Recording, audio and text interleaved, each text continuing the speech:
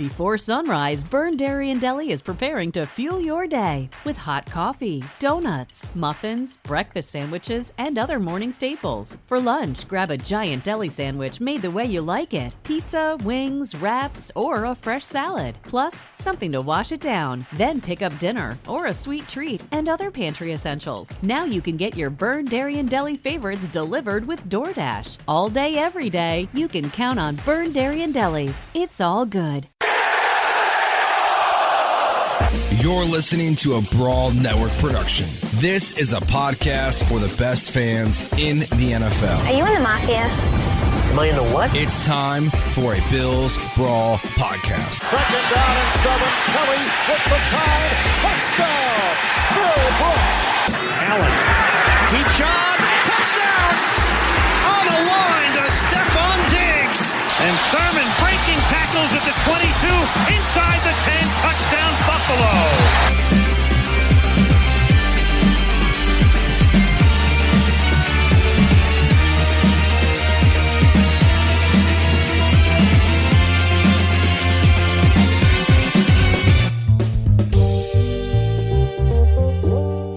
Another episode of the Bills Brawl. I'm your host, Mike Lindsley. Make sure you hit me on Twitter at Mike L Sports. What a win for the Bills over the Kansas City Chiefs, 38-20 on Sunday Night Football. What a performance by Josh Allen. We're going to get into it all right here with my good buddy, Stu Boyar, WGRZ-TV, longtime TV personality, anchor, reporter, you name it, in Western New York. He's now enjoying retirement, but nobody knows the Bills better than this guy. He was close to the team for decades and is still breaking it down with fools like me on podcast shows. Stu, it's just terrific to have you back, man. What a win for the Bills on Sunday Night Football, man. I'm great. It's a very happy Monday here in Western New York. Very happy. Yeah, no doubt. So off of last night's game as we record this, there's so much that jumps out, and you know this, covering the game and covering the Bills for so long. There's so much to unpack after a game. But if I asked you the one thing that rises to the top, after watching that game, your number one takeaway, what would you tell me? The Bills' defense is really good, just because they whipped up on backup quarterbacks, but they whipped up on the best. So that defense is really good. And can I get a 1A? Yeah. Josh, yep. Yeah. Do. Yeah. No doubt. Those are two. It's funny because it seems like every week there's, and I know that there's trolls and there's a pack of, people who are anti anything at any time. But the anti-Allen, anti-Bills thing, before the Texans game, it was they haven't played any quarterbacks. Can they beat anybody? They beat Mahomes, and the anti-Allen Bills narrative now is, well, the Chiefs' defense isn't any good. It's like, when is it going to stop, Stu? Probably never. And it's just the world we live in. Like, people are crazy. Nobody wants to give anybody credit for anything. I could go off on a long rant about a lot of stuff, but I'll spare you. But let's just say in this day and age, a lot of things that are really good are being torn apart. How's that? Fair enough. Just leave that. Yeah. And they just don't give the team credit because it's Buffalo, I guess, the only thing I can think of. This is a really good football team. That was some pretty good complimentary football on display last night. Yeah, it sure was. What are you seeing out of Dawson Knox when you watch him? He's another one of these guys. McBean, the McBean team here, McDermott and Bean. Just calm down, everybody. We're hanging on to our guys. We know our guys. Taron Johnson fits into that group. He had a huge game again last night. Dawson Knox now seems to be the next guy that they believed in, and he's producing, Stu. Well, there's a kid who put in a lot of work during the offseason, and it's paid off. Dropping the football was an issue previously, hasn't been an issue this season. So I take my hat off to him for putting in that kind of hard work to make himself a better player. And, obviously the first thing you got to do when it comes your way is catch the ball, and he did. And, Mike, the other thing I love about that defense, I didn't say it off the beginning, but the defense, they take the ball away. Mm-hmm. And you know what that I really liked? They can contain Patrick Mahomes. If he was running to his right, instead of rushing right at him, whoever was coming up on him, one would go outside and stop, and one would stay directly in front of him. So he had really nowhere to go. So he had to throw the ball away a lot and miss a lot of throws, whereas previously they'd have allowed him to run all over the place and find his guy. Didn't happen that much last night. There's no doubt. They're deep. They're versatile. No Matt Milano. They were pretty good in coverage. They made Mahomes throw the ball at the feet of a lot of guys as well. I'm usually not a blame the refs guy. I'm just not. I think, you miss call. I do think replay has gotten out of control.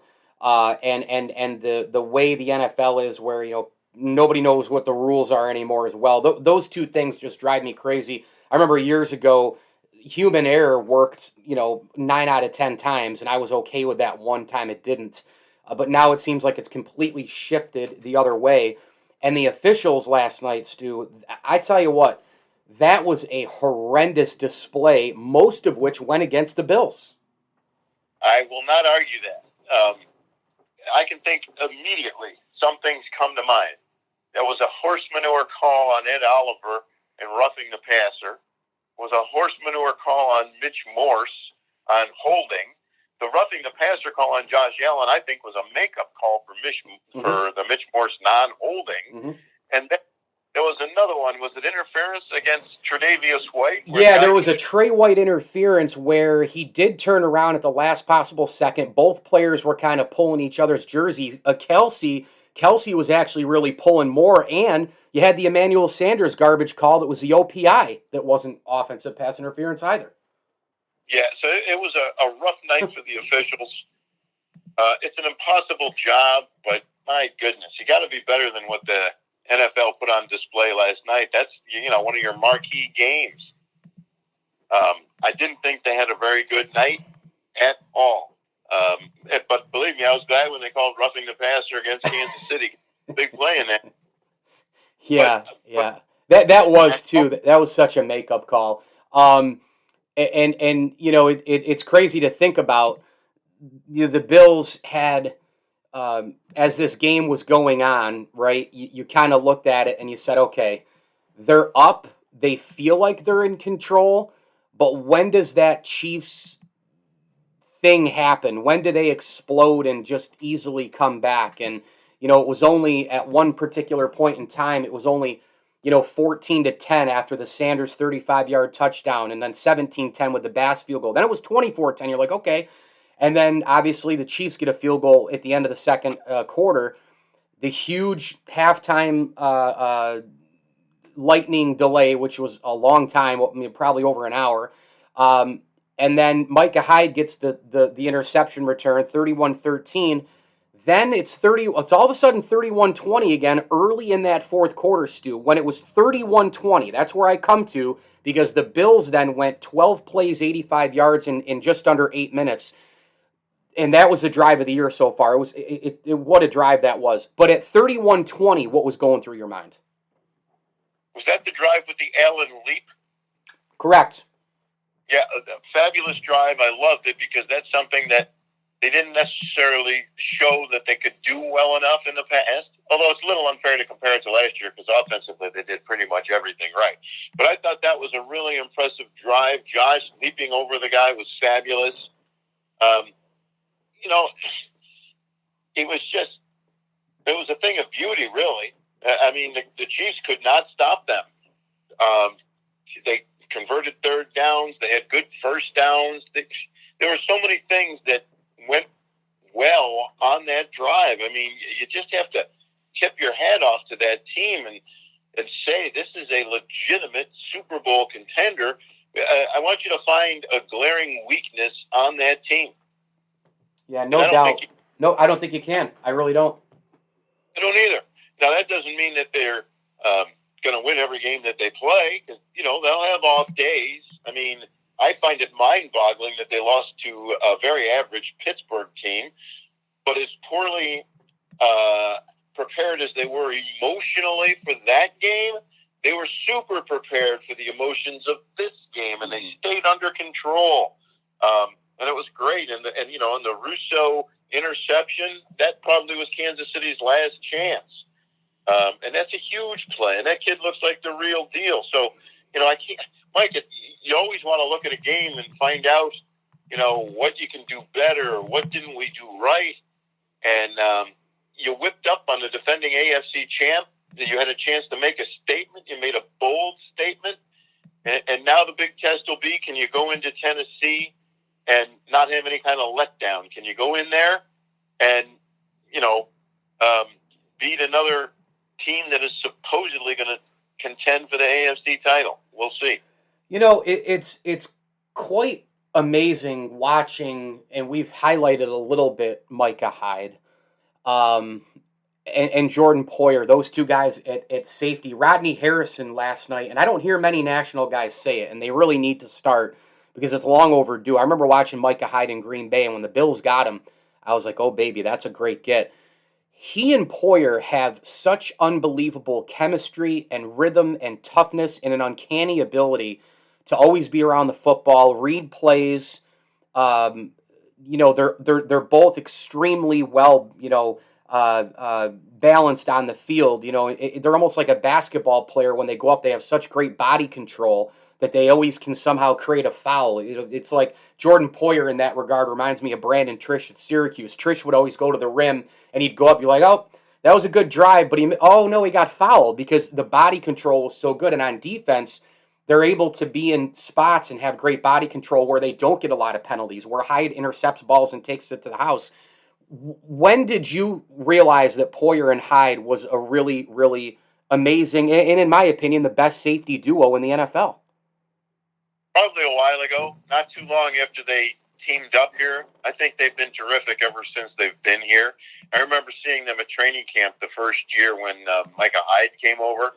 And these guys are just kind of special. Yeah. They seem to have whatever it is. They're big play guys. It's, a couple of years ago, Micah Hyde had a pick six against Tom Brady in a game that might have been more than a couple of years ago, in a game that the Bills would eventually find a way to lose. But that was the old Bills, not the new Bills.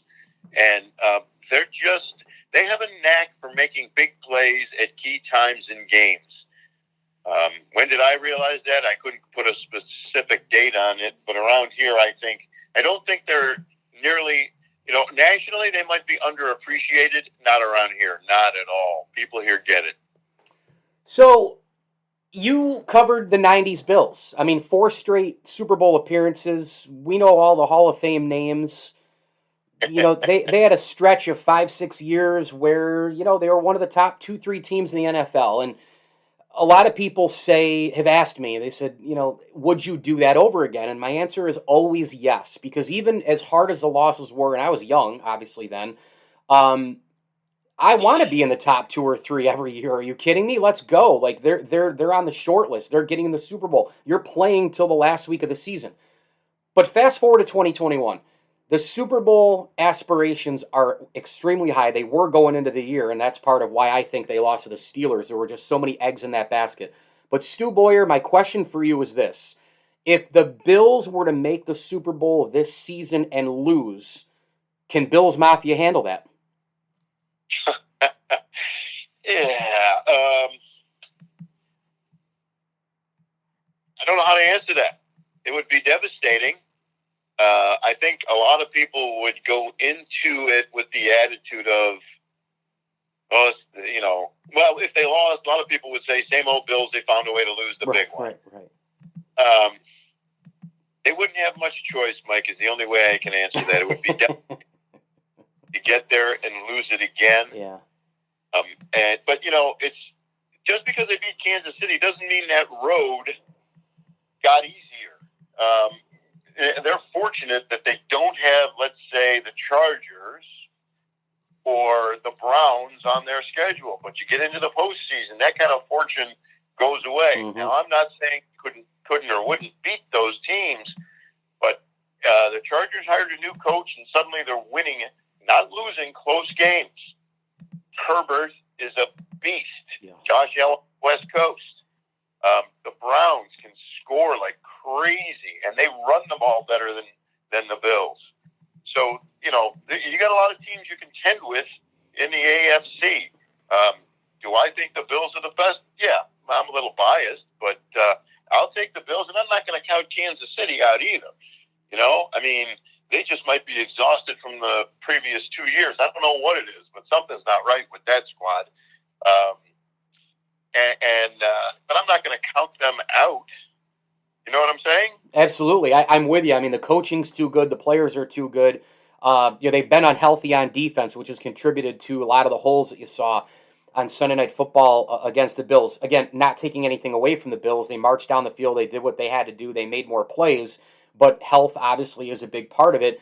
A couple more for Stu Boyar here, the former TV anchor personality in Western New York, WGRZ, for quite a long time, and now enjoying retirement.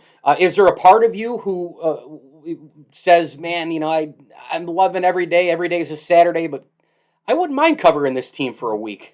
Nope. Not at all. Not one iota. Okay. Because on a Sunday night or Sunday afternoon or Monday night, I'm in my home. I have the TV on. I can watch all kinds of games, and I can watch the Bills. I can watch some of the baseball playoffs. I watch a little bit of Mike. I'm very fortunate. I greatly appreciate my good fortune, and I had a great run. It ended. Now I'm doing play-by-play for Western New York Athletics. It's a high school football website, high school sports site, and I don't have to worry about deadlines. I don't have to worry about web pages. I like watching games at home with my family or by myself. I can click if I want to, and there's nothing like it. You work your whole life to get here, and the answer to your question is no, I don't miss it. I had my time, I had my fun, and now it's time to have a different kind of fun, planting my backside on the couch and watching the Bills. Who's the most important defensive line player? Who's the most important guy up front for the Bills at this point, from what you've seen? Ooh, that's a really good question. I might just have to say Star Latulippe. Mm-hmm. He wasn't there last year, and teams aren't running the ball really well against them. Ties up a couple of people in there. The most impactful rookie, I think, is Russo, but I like the way they set it up with the defensive rotation. I mean, my goodness, they got, 7 or 8 guys taking 20 snaps? Yeah. And each way contributing something. So, I don't know if that's right about Star, but I got to say, somebody's having an impact up there. And everybody a little bit, or a lot. But they're all having some kind of a positive impact on the game. Yeah, there's no doubt about it. What do you think here, this Monday night game against Tennessee? Give me a little preview from your seat, keys to the game, etc. It's amazing. Last year, the Bills, when they looked their worst, it was when they didn't know when they were playing the Titans or if they would play the Chiefs, what was happening back-to-back weeks, the coronavirus situation, etc. That was when it was so unbalanced, primetime garbage, all that stuff, weird practice schedules, not knowing your opponent, and they lost both, and they didn't look great. Now the Bills have beaten the Chiefs, and the revenge tour continues in Nashville on Monday Night Football. What do you have for me for that game? Did you get a good look at the Kansas City game? You might see something similar. There was way too much uncertainty. They were missing a key wide receiver. I forgot which one, but the first pass went to Andre Roberts. It went off his hands, was intercepted. Yep. That's not happening again. And they beat the Chiefs last night. Cole Beasley had 1 reception. Emmanuel Sanders, great pickup. I don't see how the Tennessee defense is going to stop them, and I don't see how the Tennessee offense is going to have any chance at keeping up with them. Now, Derrick Henry can be a handful, but so far the Bills have done a great job on the run. I mean, look what they did to KC. Travis Kelce and Kareem Hunt. Not Kareem Hunt, Tyreek Hill. They were almost non-factors in that game. So I expect, once again, that the coaches will scheme it up in a way that will take away Tennessee's weaponry, neutralize that to some degree, and listen, I get it. There's going to come a time where the Bills' offense won't fire on all cylinders, It's not going to happen Monday night. This team loves playing in prime time, and they feel like they owe Tennessee a kick in the pants. Just like, hey, Kansas City wasn't a big game. Yeah, baloney. Of course it was. And they'll say the same thing about Tennessee, but they really believe that they're a better team, and each week they get an opportunity to show it.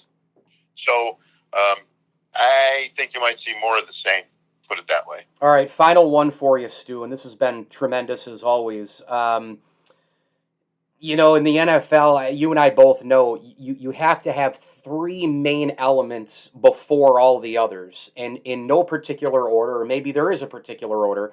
It's quarterback, it's head coach, and it's general manager. Your front office has got to be strong, led by the GM. Remember when the Bills used to have none of that, and now they have all three? Unfortunately, I do remember. It's called the playoff drought. How could anyone here forget it? Yep. And, it's fabulous. And you got to give the GM credit. He said probably his most important job was finding a franchise quarterback, and he did. The Bills got very fortunate when they hired Sean McDermott, who's turning out to be a great head coach, that Brandon Beane came along with him. The Pagulas can't get anything right on the hockey side, but on the football side, they got it right with the head coach and the GM, and they got it right with the quarterback, who, when he came out, was the least, among the five who came out, he was the one who was like, a lot of people said he was the least likely to succeed. But, you take a 6'5" kid who can run like a gazelle with a bazooka-like arm, and he's coachable, and he's had fabulous coaching, and they've had continuity on that staff. So all these things add up. And look at Josh Allen now versus where he was when he came out. And I don't know what the heck they were waiting for to start him over A.J. McCarron and Nathan Peterman. You traded up to get this kid, and he'll sit behind one of these guys. What were they thinking? But they've done a great job with Josh, and to his credit, so has he. And let's face it, Mike, I can't think of a team right now, except maybe the Chargers. I think Arizona at 5-0, and I'm not sold on them just yet. But the Bills are an awful lot of fun to watch. If you don't have a franchise quarterback, you're going nowhere. Well, they've got a young guy who, as good as he's been, is still getting better, and they are fun to watch. They really are. You know what? If there's a better defense out there, I have not seen it this season. Yeah, I agree with that. What a career Stu Boyar had, TV personality covering the Buffalo Bills for years and years and years, WGRZ-TV, now enjoying retired life and coming on with clowns like me on podcast shows. Stu, thanks so much, and hey, I know you're getting pumped up for the start of SU basketball season, so we'll keep a close eye on that, and hopefully when I'm out in Western New York, I can grab a bite with you, my man. Thanks for doing this. Well, my pleasure, Mike. Don't ever refer to yourself that way. You do a great job. Hopefully SU basketball has more fortune than SU football, which I'm counting on you to get fixed, and the first move that has to be made to do that. Because I watched the last two games, and I said, you got to be kidding me. Mm-hmm. I'll just say clock management, and we'll leave it out there. How's that? Perfect. Good enough. Thank you, Stu. Thank you, Mike. I always enjoy being on with you, and hopefully I get a chance to see you.